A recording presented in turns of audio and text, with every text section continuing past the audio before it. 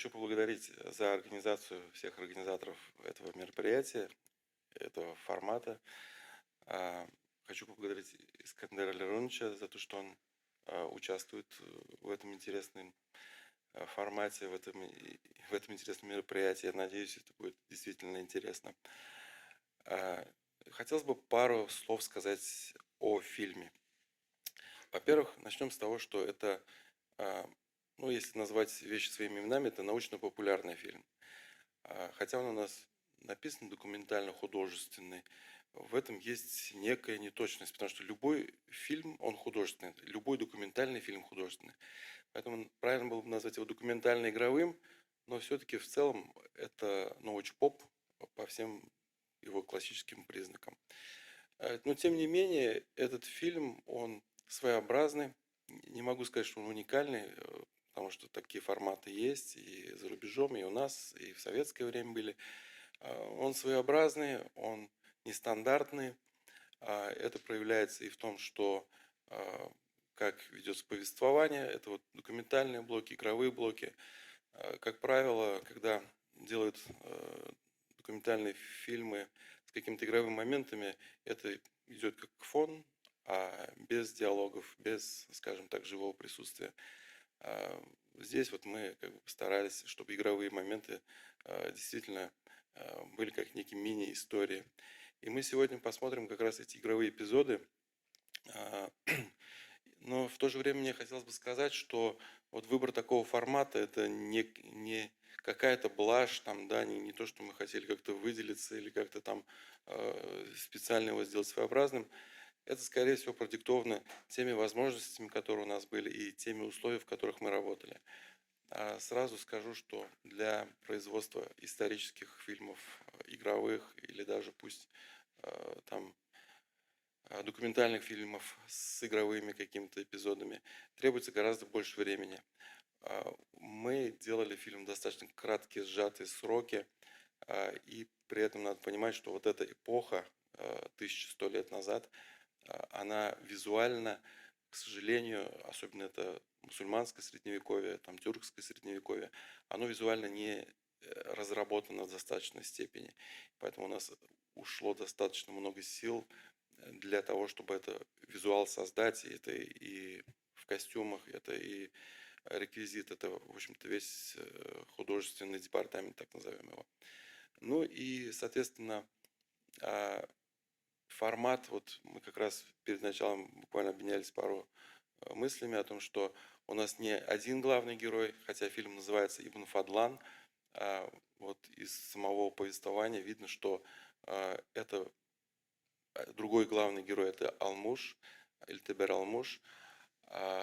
Это был его выбор, выбор булгарского народа, и мы хотели этот момент тоже подчеркнуть, показать, что вот это вот мероприятие, вот это событие, которое, скажем так, мы отмечали и отмечаем, и то, что ислам распространился на нашей земле, это был выбор, свободный выбор наших предков. Поэтому у нас два главных героя. Фильм с таким же успехом мог называться «Алмуш», там, или какие-то еще другие названия. Но вот сейчас мы будем смотреть эпизоды, и я просто вот, прежде чем посмотреть, хочу сказать, что первый эпизод я как бы предложил посмотреть, скажем, с тем тизером, который у нас идет до названия фильма, и там небольшой документальный как бы блок для того, чтобы те, кто не успел посмотреть фильм полностью, фильм доступен в сети, мог иметь представление о формате. Вот этот первый эпизод, который мы будем смотреть, он в целом дает представление о том, как сделан фильм. А что касается остальных эпизодов, мы взяли только игровые эпизоды, которые постараемся прокомментировать, если что-то непонятно. И, соответственно, я думаю, что у нас будет в таком формате, что мы будем смотреть, будем общаться, будем смотреть, будем общаться. Самое интересное – это эти игровые эпизоды, которые являются не просто какой-то иллюстрацией, как обычно, допустим, это делается в фильмах телеканала History, например, а это какие-то самостоятельные, может быть, части задумки большого фильма, который удалось реализовать только вот в таком формате. Я понимаю, что и недостаток времени, недостаток средств не позволяет нам перейти к созданию большого такого полнометражного художественного исторического фильма, который требует очень серьезных финансовых затрат, очень серьезной работы с костюмами, с консультантами. Но, тем не менее, это такой прорывной фильм, такой формат прорывной, который, мне кажется, требует дальнейшего развития. Поэтому и интересно рассмотреть, обсудить не только художественные достоинства, но и вот с моей стороны было интересно посмотреть его с точки зрения соответствия историческим источникам и что можно было сделать чуть по-другому, как бы приблизить его к исторической действительности, показать на те моменты, которые были упущены или требуют какого-то в дальнейшем доработки.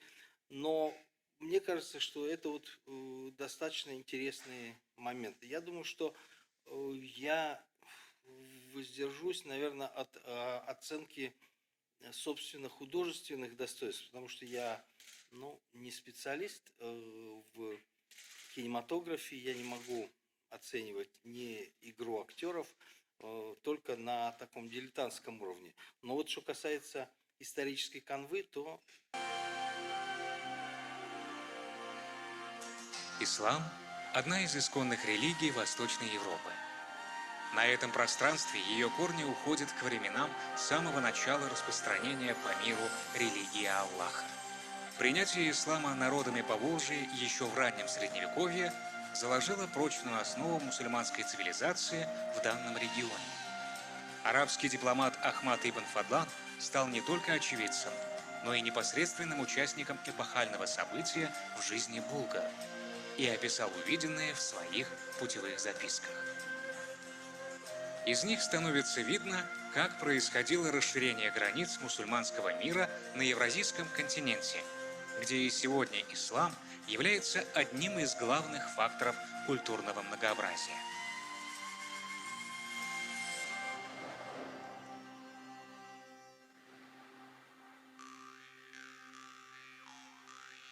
Волжская Булгария – одно из первых государств на востоке Европы, сформировавшееся на рубеже IX-X веков и оставившее глубокий след в истории народов Поволжья и Приуралия. Главным фактором в объединении разных племен в булгарскую общность выступил ислам, знакомиться с которым они начали еще в VII-VIII веке на юге современной России до переселения в Поволжье. Развитие торговых отношений Поволжья с государствами Центральной Азии способствовало распространению ислама среди его населения. Однако оживленная исламизация региона происходила в условиях многовекового военно-политического доминирования хазарского каганата над Булгарией. Изживший себя тип отношений с Хазарией входил в противоречие не только с экономическим развитием, но и с духовным выбором булгарских племен.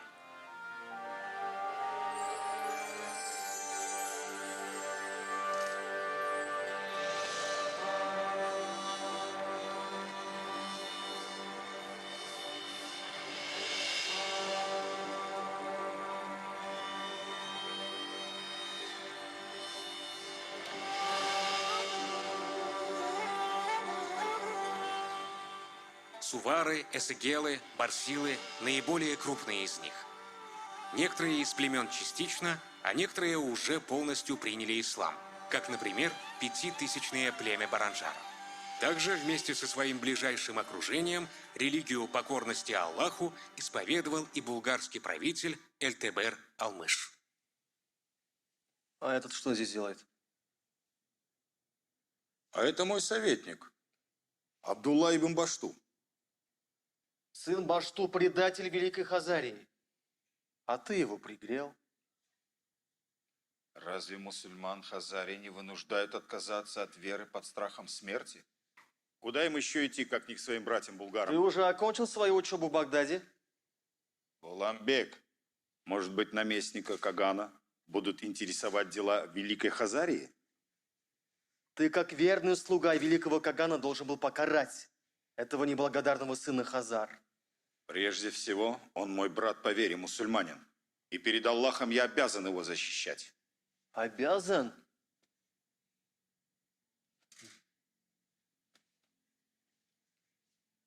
Прежде всего, ты обязан был еще весной прислать свою дочь царю Аарону в жены. Но не прислал. Теперь мне придется отвезти ее самому. И поэтому ты привел с собой 1000 воинов. А это почетное сопровождение невесты царя. Да и приданое будет в безопасности. Моя дочь мусульманка, и замуж она выйдет только за мусульманина. Или, быть может, многоуважаемый царь Аарон принял ислам?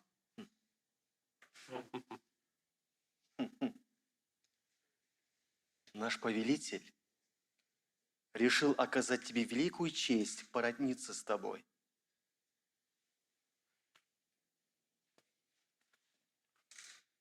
Ты станешь членом его семьи, и наши страны станут одним целым. Нет более крепких уз, чем узы родства.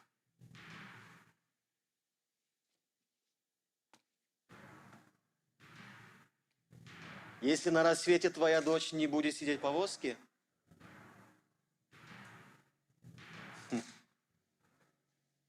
я полностью сожгу стан твоих единоверцев Баранжар, а самих продадим в рабство румийцам.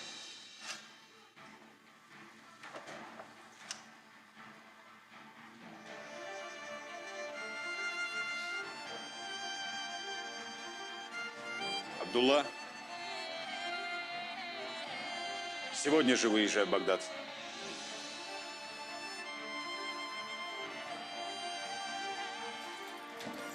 Отец!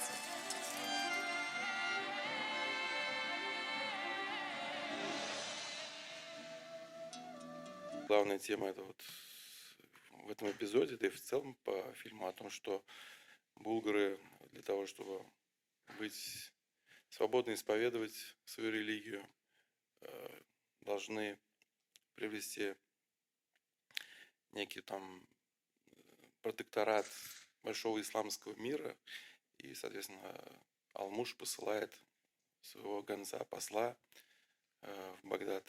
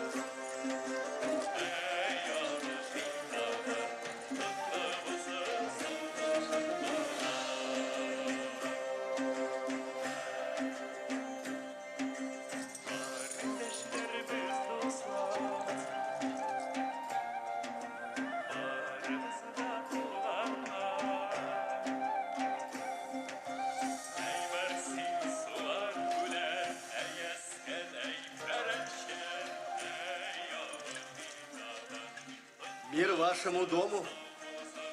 И тебе мир.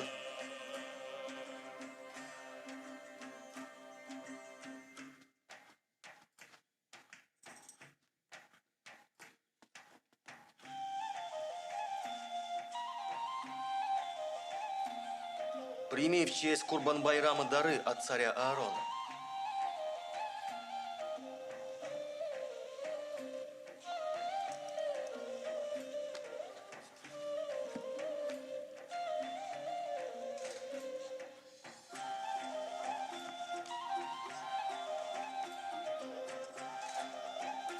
Да примет Всевышний. Да не оскудеет рука твоя.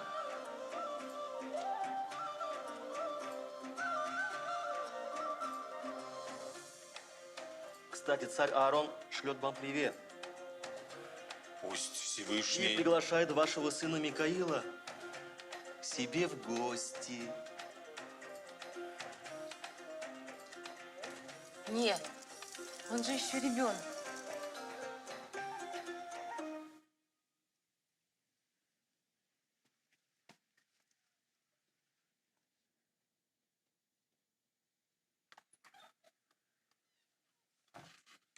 Зачем вам еще один заложник? Ведь у вас уже есть моя дочь. Вот как раз из-за этого царь Аарон и пребывает в унынии, ибо Бог забрал ее к себе.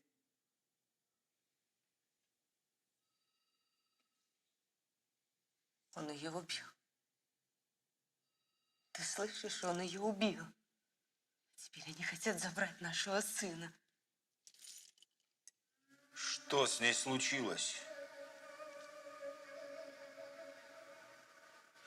В один из дней она просто не смогла проснуться. Лучшие лекари Итиля и мира не смогли ей помочь. Она умерла на 3-й день.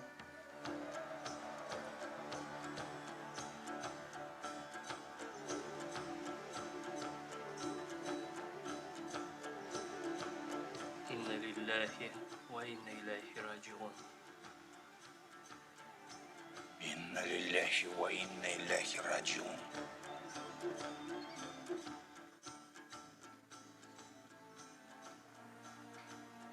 Мне жаль. Но Убирайся с глаз моих. Я сам позову тебя.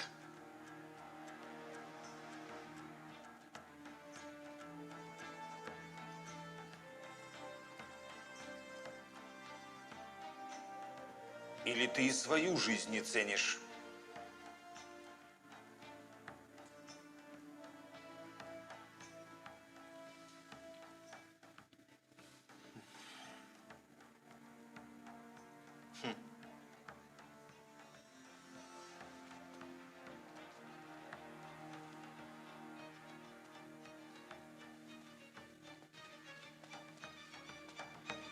через 3 дня.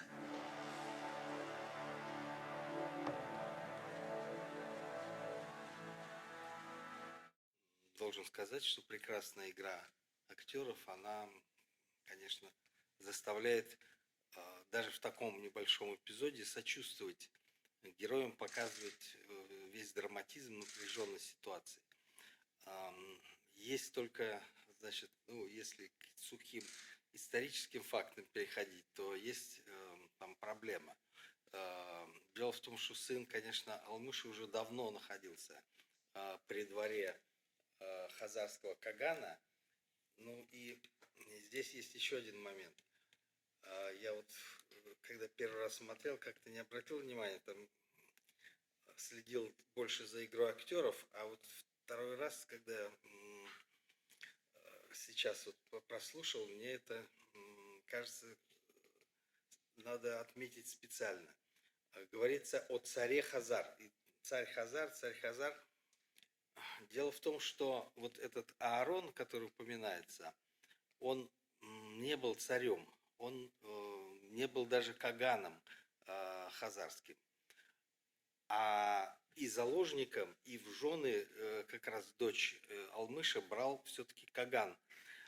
По имени он неизвестен, потому что сама персона кагана после того, как его возводили на престол, была священна. И ну, там историческая канва там такая сложная, что когда кагана возводили на престол, его претендента, значит, душили, и когда он находился в полубессознательном состоянии, спрашивали, сколько лет он собирается править. Он называл какой-то срок, и говорят, что вот когда этот срок выходил, его действительно убивали. Ну, что сам перед Богом он указал свой земной путь. А вот Каганбек, как его называют арабские источники, скорее всего, это была верхушка, которая приняла иудаизм, но это не род Ашина, не род Каганский. Они реально управляли страной. И поэтому такая драматическая коллизия, что там менять веру или там это тут, конечно, не стояло. Но еще раз говорю, здесь сам драматизм ситуации показан более обнаженно и ярко. Есть некоторые моменты, которые я тоже хотел бы отметить. Здесь и в некоторых там других местах фильма говорится, что ислам был принят в Волжской Булгарии уже достаточно давно, буквально с начала распространения по миру религии Аллаха. Там просто есть такая в конце оговорка, что на юге нашей страны, то есть имеется в виду, что стал распространяться из Дербента, но из контекста понятно, что речь идет о Поволжье. И предполагается, что вот такая есть прямая связь, что с 7 века уже ислам распространяется и в Поволжье. И на одной из прошлых лекций, которая была организована миллиардом татар, Фаиз Шарипович Хузин тоже упоминал про это, что чуть ли не асхабы пророка, значит, принесли сюда ислам. Должен сказать, что это, конечно, мифология и мифология такого рода, что она зародилась довольно поздно, уже в конце XVIII века впервые ее рассказал миру Таджиддин Велчегул, ссылаясь на фантасмагорические какие-то источники. И уже для Шигабуддина Марджани это было понятно, что это не является реальностью. Он даже говорил, что это откровенная ложь и сказки, небылицы, которые не имеют никакой исторической основы.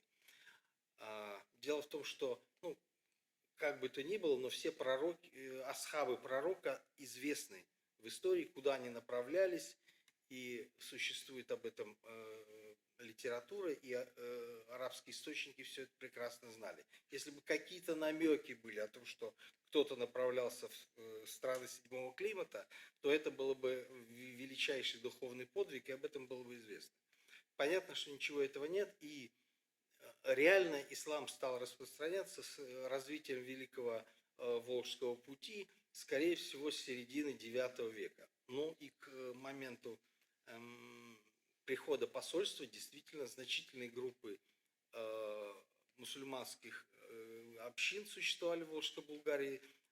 И при дворе самого Алмыша, сам он был, его окружение и там упомянутый мулла, муэдзин, катиб, то есть человек, секретарь, который вел такую делопроизводственную переписку. То есть вся структура уже существовала, даже погребения, похороны осуществлялись по мусульманскому обряду. И тот самый Баранжар, о которых упоминается и в фильме, 5000, Ибн Фадлан и говорит о том, что это представители одного рода. Были ли они племенем, есть большие сомнения. Вообще с этими племенами не все так просто, как представляется. В фильме сказано, что сувары, исигели и барсилы наиболее крупные из этих самых болгарских племен. На самом деле у Ибн Фадлана и у Ибн Русте, который писал чуть раньше, пишется несколько другое. Болгары делятся на 3 отдела, то есть 3 группы. Берсула, Эсегели и болгары. Относительно образа жизни все 3 стоят на одной и той же ступени развития.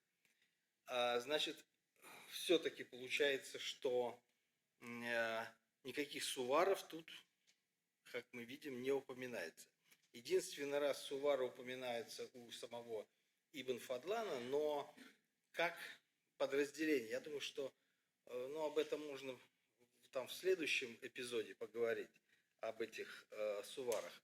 Но, тем не менее, я бы вот отметил, что здесь вот есть некое такое важный момент, что из себя представляли эти булгары. Мне кажется, что представление о том, что это какая-то сборная, какое-то племя булгар, которое переселилось, так мигрировало сюда, это представления, которые были заложены еще там в 40-е годы, были повторены в 70-е годы.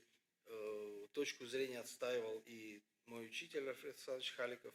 Но сейчас мне кажется, что это все было гораздо сложнее, что вот эти вот после образования хазарского каганата здесь возникли, территория была освоена какими-то тюркскими группами, причем не все они южного происхождения, не все они выходцы из Северного Причерноморья и даже Предкавказья. Например, вот эти упомянутые эсигели, это эсгили или чигили, это племена, родственные карлукам из Семиречья, которые в свое время основали, спустя несколько десятилетий образовали Караханитское государство в Восточном Туркестане, в Семиречье. И вот они-то как раз не имеют отношения ни к хазарам, ни к болгарам. То есть это отдельная группа, свидетельствующая о том, что на территории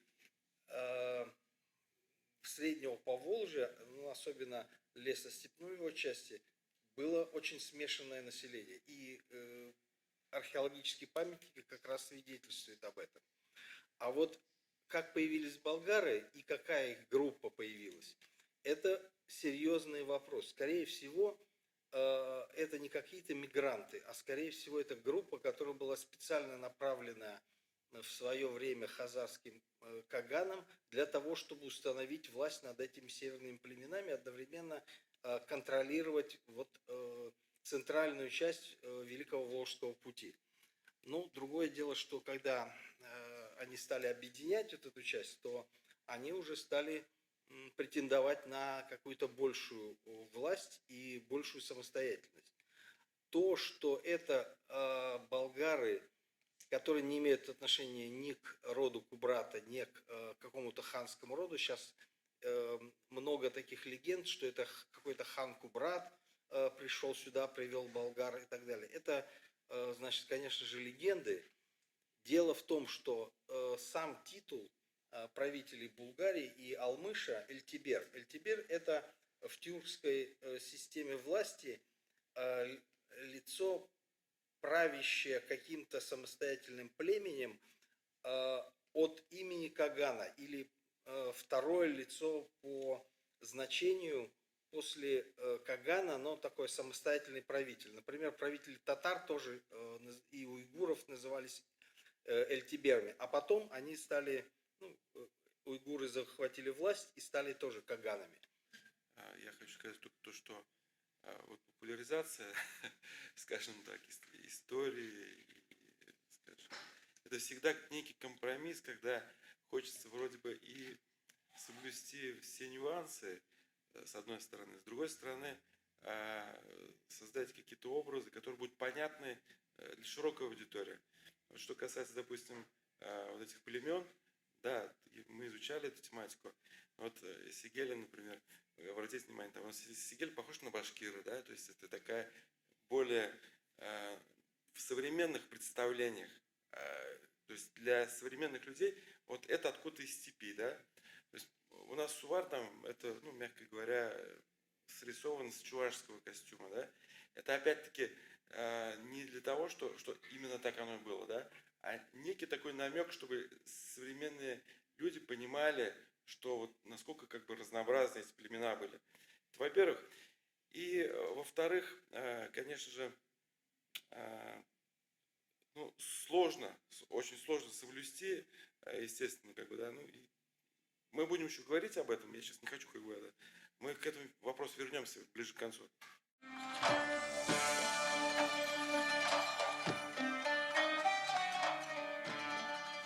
Багдадский халифат под правлением династии Аббасидов был крупнейшей империей раннего Средневековья.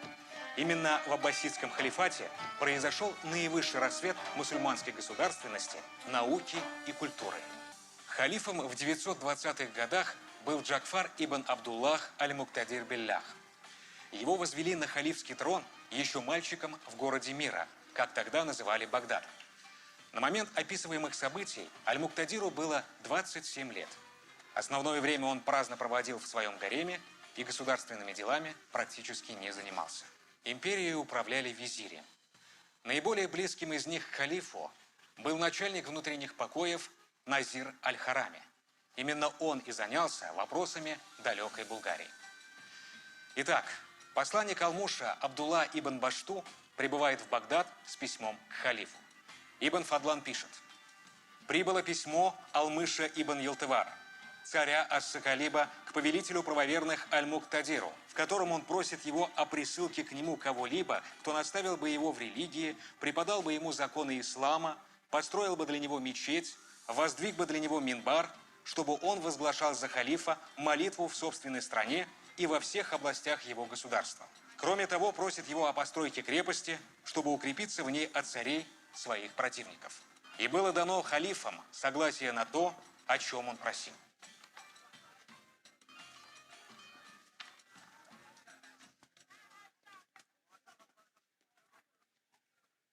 Ассаляму алейкум. Валейкум ассалям ва рахматуллах ва баракат, Ахмад. Валейкум ассалям. Я пришел по вашему повелению, о визирь повелителя правоверных. Ахмад ибн Фатлан, Абдулла ибн Башту, посланник царя Сакалибов. Послом халифа назначен Сусан ар-Раси. Тебе, Ахмад, мы веряем письма повелителя правоверных. Ты сам их прочтешь, соблюдая все необходимые церемонии. Также ты поведешь факихов и муалимов, которые обучат нашей религии Сакалиб. Вот ответное письмо халифа. Наши единоверцы в Хазаре очень ждут, что Эль-Тебрал-Муш построит крепость, и они смогут переселиться под защиту булгар от притеснения Кагана. Вы же сказали, что халиф распорядился дать деньги на строительство крепости и мечети для булгар. Сегодня же зайду к казначею. Да, Ахмад, там дадут денег на дорогу, подарки для амиров, ну и все остальное для вашего пути. Но деньги на мечеть и крепость вы получите в Хорасане. Как в Хорасане? Предшественник мой, Ибн Аль-Фурат? я подготовил письмо об изъятии его поместья Арс-Хушмисан в пользу казны. Ахмад ибн Муса, харизмеец, хочет купить это поместье. Вы ему отдаете поместье и получаете денег, которые пойдут на мечеть и крепость. У него есть такое огромное поместье? Он был главным визирем. Мой господин, можно сказать вам несколько слов наедине? Прошу прощения.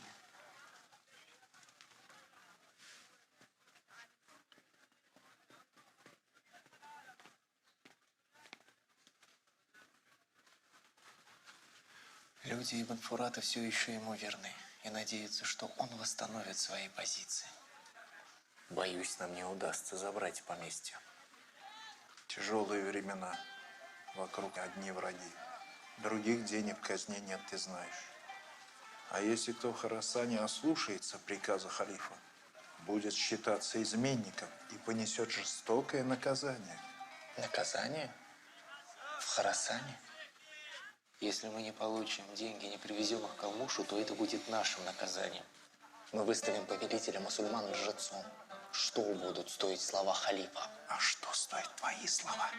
Разве не ты мне говорил, что мы должны приложить все усилия, чтобы ислам возвысился на новых землях? Царь Сакалибов давно ведет с нами переписку. И у меня лично просил лекарства. И я хочу, чтобы он их получил быстрее.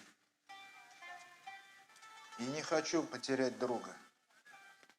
Иметь союзника на севере Хазар очень полезно для нашего государства. Мой господин, наш гость Ибн Башту и сам смог бы доставить письма и лекарства. Снаряжать для этого караван было бы расточительством. Ахмат ибн Фатлан, это решение султана мира, а ты его гулям. Да, я гулям халифа, но прежде всего я раб Аллаха, и я буду на его пути. В четверг караван отправляется в путь. Ты должен приложить все усилия, чтобы выполнить свою миссию. А мы будем молить Аллаха, чтобы Он помог тебе.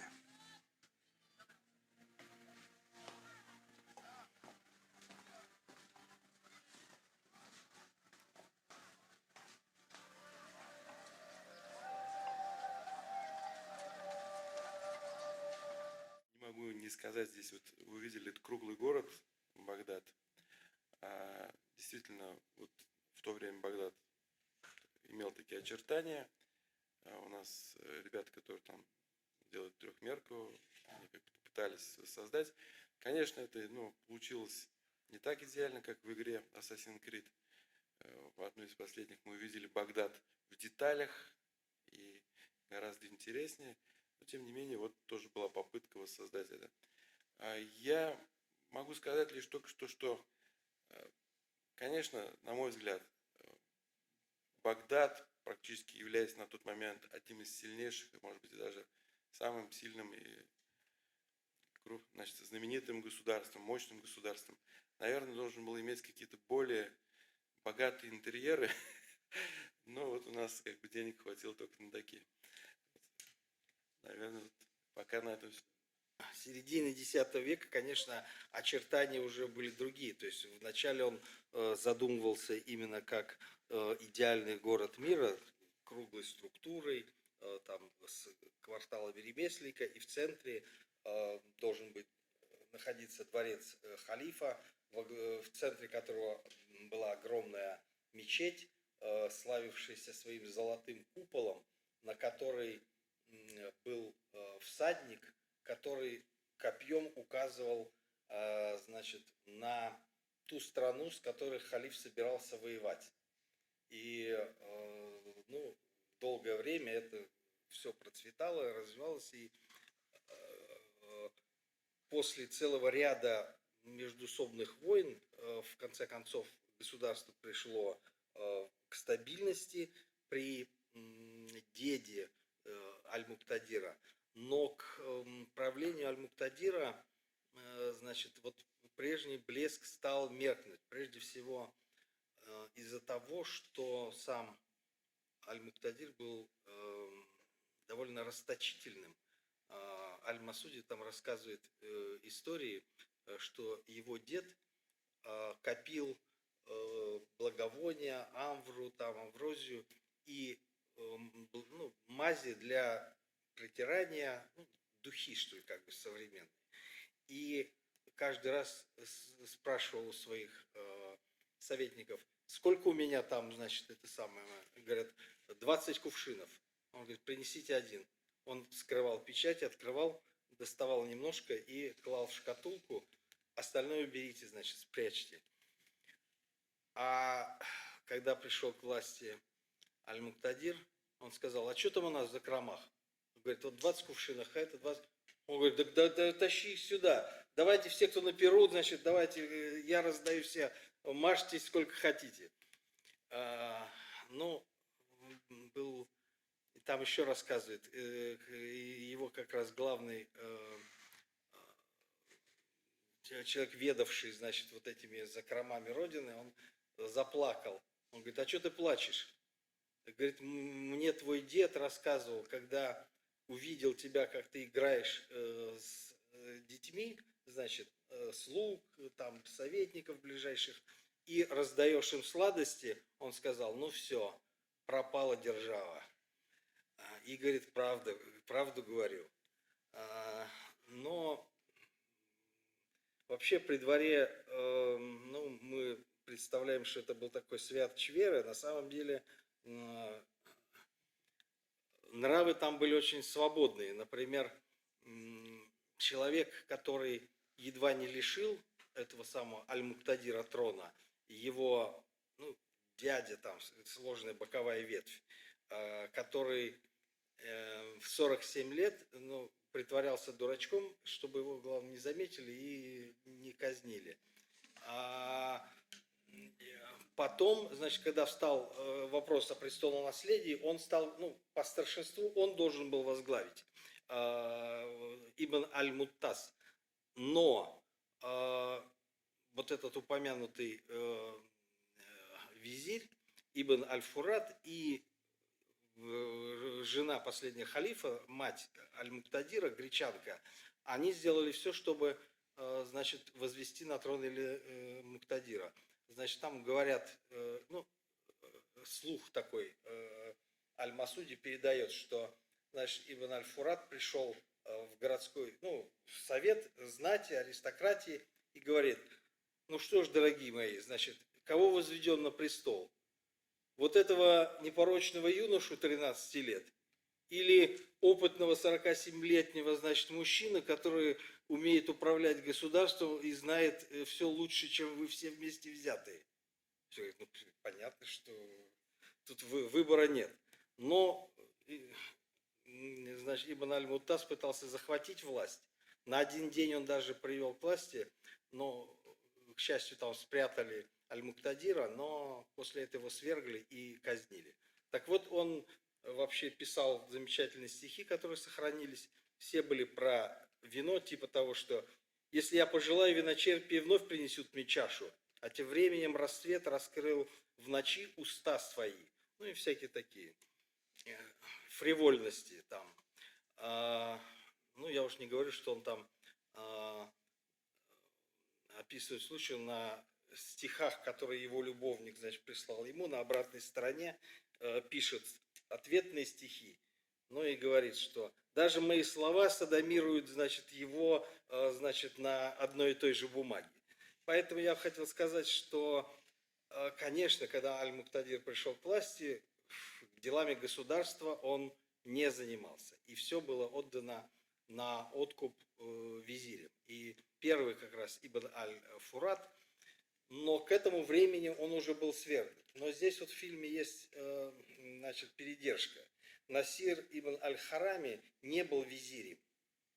Он был евнухом, руководителем внутренних покоев, так называемых.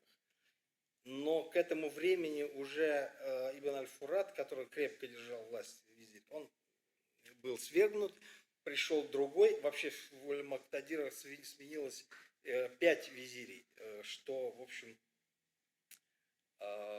довольно к этому времени, ну, очень много. Обычно визири переживали нескольких халифов.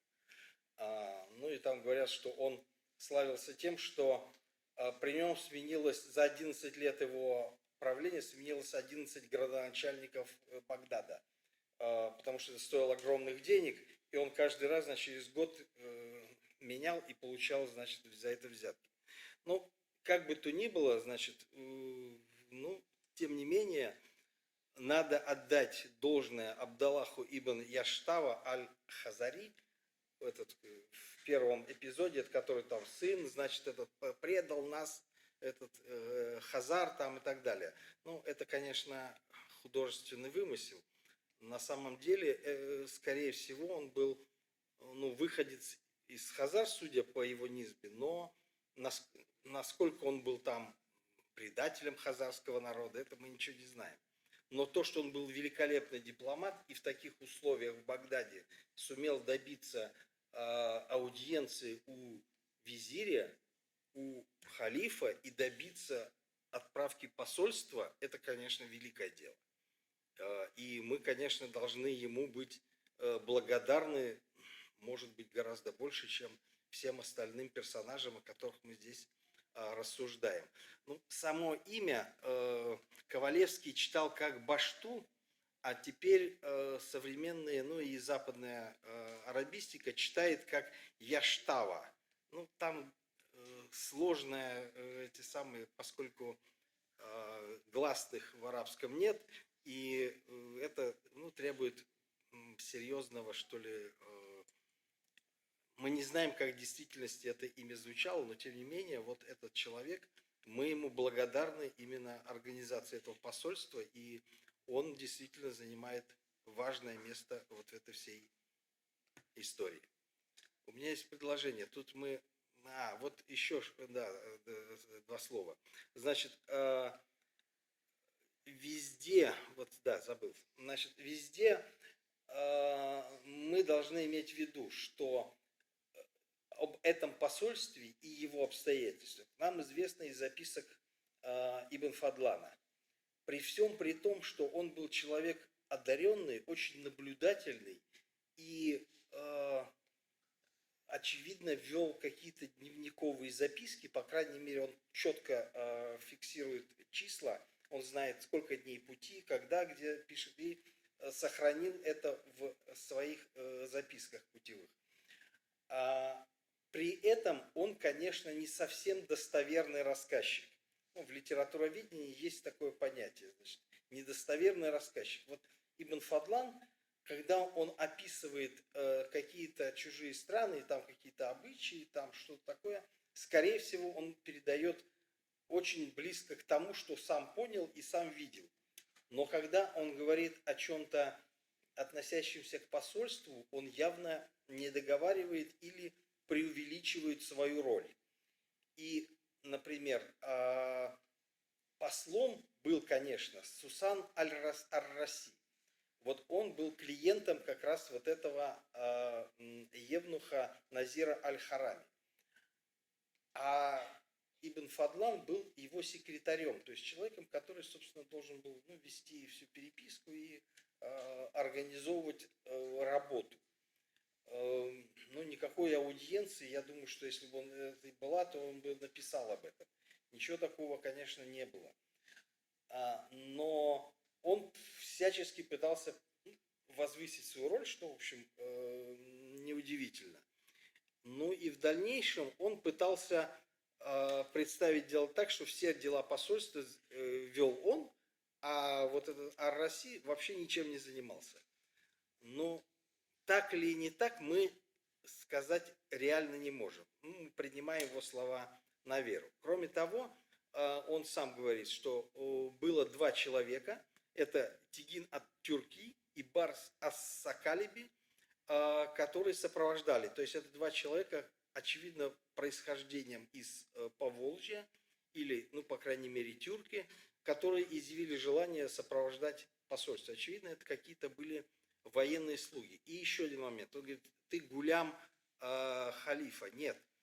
Ибн Фадлан был клиентом, скорее всего, клиентом как раз вот этого аль-Харами, но не гулямом. Гулям это все-таки раб или, обычно гулямами это тюркская гвардия, которая служила при дворце халифа. Вот эти как раз Тигин ат-Тюрки и Барс ас-Сакалиби, они, скорее всего, и были гулямами.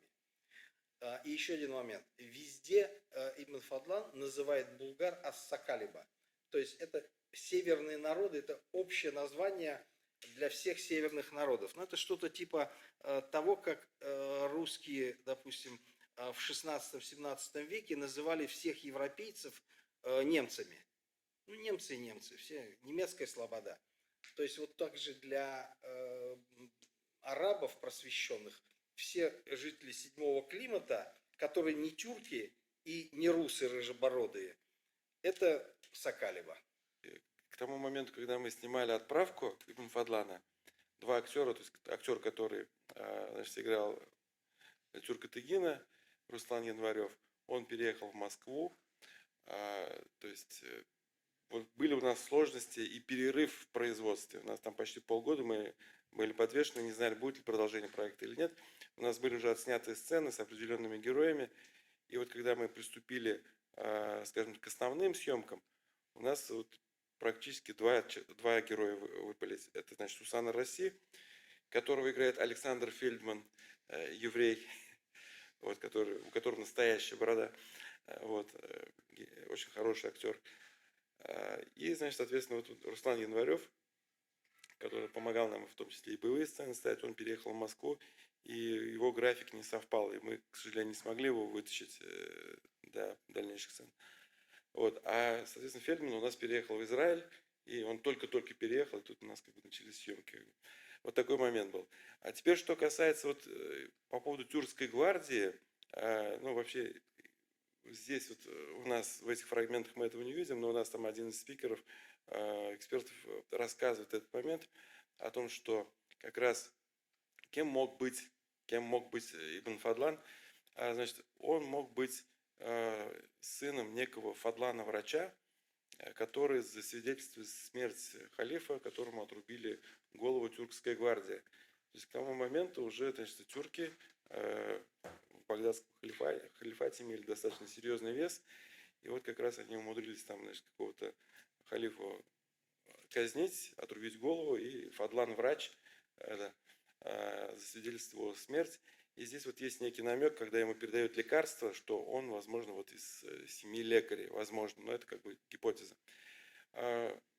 Что касается тюрка Тегина, там в самом тексте Ибн Фадлана говорится о том, что он знаком с Булгарией, он там торговал, то есть металлом, то есть это человек, который, возможно, преследовал какие-то еще свои цели, то есть поэтому, возможно, его участие в том, чтобы эта связь состоялась, может быть, какой-то коммерческой подоплекой была. Ну и, соответственно, Барс Булгарин, я, конечно, когда мы кастинг проводили, предполагал, что это у нас будет прям такой блондин с голубыми глазами, что прям северянин, там, Соколиба, но там это был конец декабря, все актеры на корпоративах и где-то там еще, вот, а мы снимали эти сцены, значит, которые у нас в начале января, и у нас получился не блондин, а совсем даже как бы противоположный как бы образ получился. Ну, мы посмотрим, вот можете как бы увидеть дальше. Джурджани Ибн Фадлан и его спутники задержатся на более чем 3 месяца. Фактически проведут всю зиму здесь. В своих записках Ибн Фадлан не раз упоминает о приближающейся зиме, которая могла оказаться достаточно суровой для Центральной Азии. Действительно, зима 921-922 года была аномально холодной. Итак, мы оставались в Аль-Джурджании много дней. И замерзла река Джейхун от начала до конца ее. И была толщина льда 17 четвертей. Кони, мулы, верблюды и повозки проезжали через него, как проезжают по дорогам. И оставался он в таком виде 3 месяца. И мы увидели такую страну, что думали, не иначе, как врата ада Замхарир открылись из нее на нас. Придется зимовать здесь. Здесь? Спаси Аллах, это гиблое место. Будь осторожны со словами советника. От местных зависит, в каких условиях пройдет для нас зима.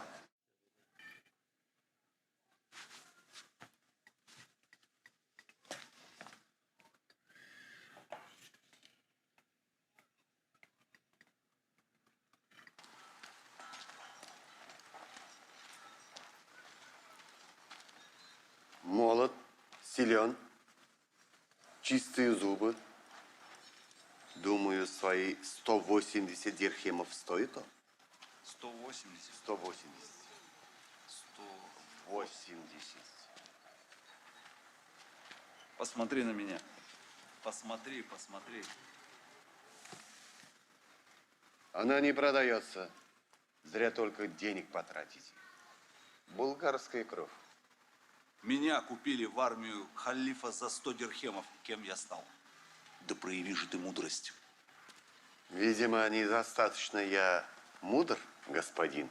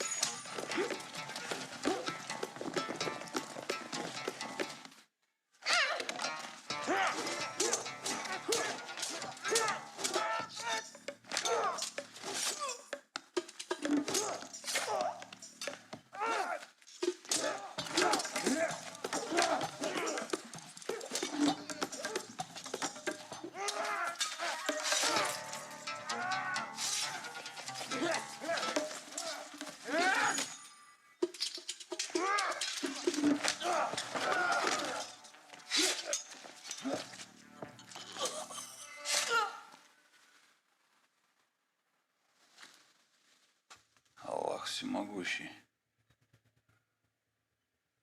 Вернемся в Хорезм, 2 дня пути, и мы в безопасности. Нет, мы пойдем дальше. Сейчас зима. Этот переход может быть смертельным для нас. Нам нельзя обратно. И мир Хорезма не был доволен нашим походом. А если мы вернемся, то он остановит нашу миссию. Сейчас и я недоволен. Мы поклялись халифу. Я пойду с тобой.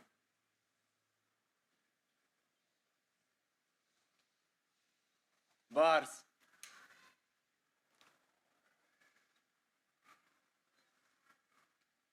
Будь по-твоему, Ахмед. Надо собраться в дорогу.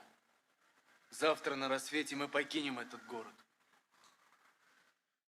Ни один уважающий себя фильм сейчас не может обойтись без такого экшена, тем более исторический фильм.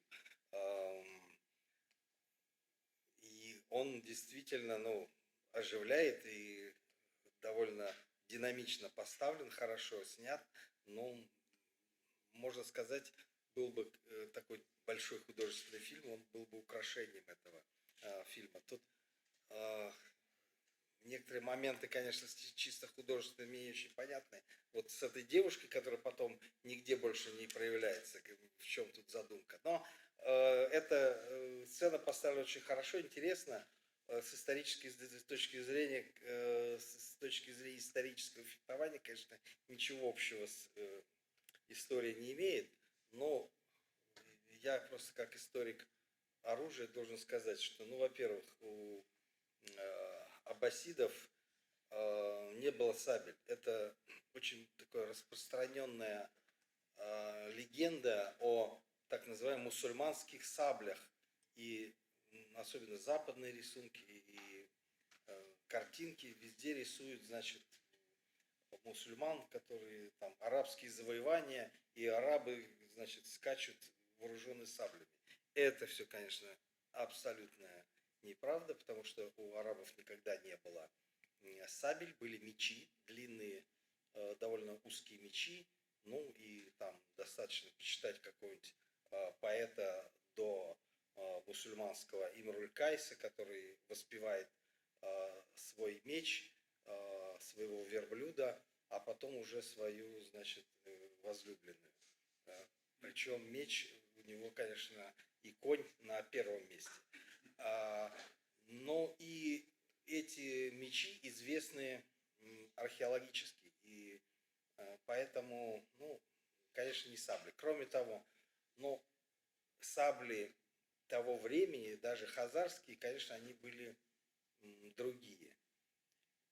И несмотря на то, что у нас принято изображать вот такую рубку мечами, такую красивую, размашистую такую рубку, где мечи бьются о мечи, сабли о сабли, на самом деле поединки, конечно, представляли собой нечто совершенно другое. Вот это больше похоже на то, как в фильме «Семь самураев» там показан, как два самурая ведут поединок. То есть они стоят, делают движение, раз, махнул, все, разошлись, один убит. То есть никто сабли о сабле стучать не будет. Сабля или меч это могла стоить десяток коров. То есть бить мечом о другой меч и сделать его зазубренный и испортить его никто бы это не стал. Если вот даже приходилось принимать удар, то принимали не на острую, а на тупую часть сабли, например, чтобы парировать уже, когда невозможно ничего сделать.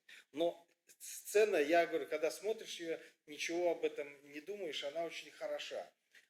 И, с одной стороны, показывает действительно те сложные условия, которые оказалось посольство, то, что оно стремилось и двигаться дальше. И здесь, судя по словам самого Ифадлана, он сыграл важнейшую роль, и посольство двинулось, и оно стало продвигаться и в конце концов достигло своей цели. И вот здесь вот как раз это действительно такой ключевой момент, когда и природа, и враги, и обстоятельства. Все было против, а тем не менее посольство дошло и выполнило свою миссию.